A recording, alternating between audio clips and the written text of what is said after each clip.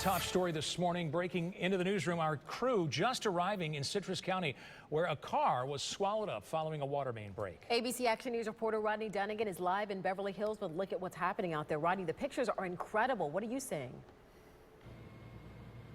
Well, let me tell you, if you think the pictures are incredible, just to see this thing up close and personal, it's amazing. We're going to have Roger kind of pan over so you can see that hole. Now, all of this was caused early this morning by this water main break. At this point, we don't know how deep this hole actually is, but again, the vehicle just pulled out of there. If you can see right in front of me, that vehicle just pulled out. The driver's still here on the scene, a bit too shaken up to speak with us on camera. As you can imagine, he would be.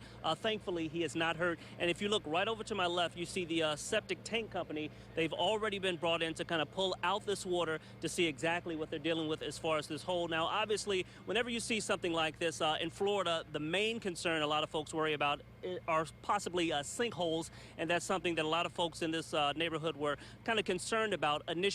We have here joining me Ivy Gillespie, all of this happening right in front of her home.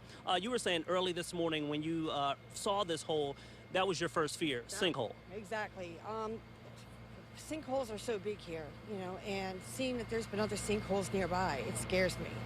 And when I walked out the door and I saw that, I'm like, don't tell me it was a sinkhole. And then I saw the car headlight, the tail light.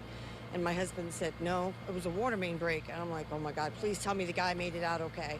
And luckily he was. He was sitting down just, you know, trying to rest his head. Yeah. I felt for him. His safety was my biggest thing. You know, it's just scary to see this happen because just minutes before, my son was getting ready to cross the road to his bus stop because he's special needs. But we didn't let him cross. A car had just passed over prior to this driver. And then when this driver got over it, he felt the road starting to give, and he jumped out as fast as he could. Wow. And I know Truman Boulevard here is a pretty busy area, and thankfully no buses or anything like that were able to get through at that time. I know this must be a pretty busy time at that time of morning as well. It is. It was just around the time that the buses were about to come through. Buses would have come through just a matter of 10 minutes after we saw this. If the bus would have come through, it would have been even more devastating.